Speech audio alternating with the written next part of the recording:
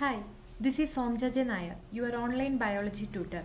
In last two videos, we already talked about male and female reproductive organs and gametogenesis. In this video, we are going to talk about menstrual cycle in human females. Menstrual cycle, the reproductive cycle in the female primates, example monkey, apes and human beings, is called menstrual cycle. The first menstruation begins at puberty and is called menarche.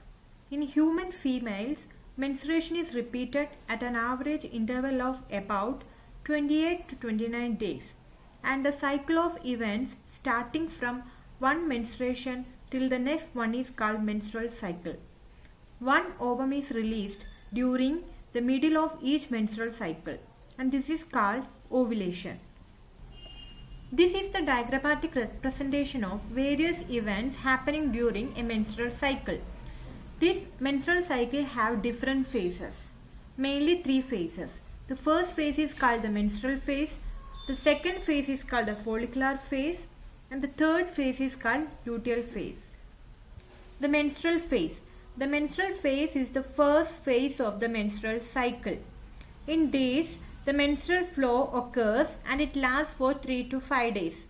The menstrual flow is due to the breakdown of endometrial lining of the uterus and its blood vessels, which forms liquid that comes out through vagina. Menstruation only occurs if the released ovum is not fertilized. Lack of menstruation is the indication of pregnancy. However, it may also be caused due to some other underlying causes like stress, poor health, etc. The menstrual phase is followed by the second phase, and the second phase is called the follicular phase. The follicular phase. In the follicular phase, the primary follicles in ovary grow to become a fully matured Graafian follicle, and simultaneously the endometrium of the uterus regenerates through proliferation. These changes in the ovary and the uterus are induced by changes in the level of pituitary and ovarian hormones. The secretion of gonadotropins, luteinizing hormone and follicle stimulating hormone, that is LH and FSH, increases gradually during the follicular phase and stimulate the follicular development as well as the secretion of estrogens by growing follicles. Both LH and FSH attain a peak level in the middle of the cycle, about the 14th day.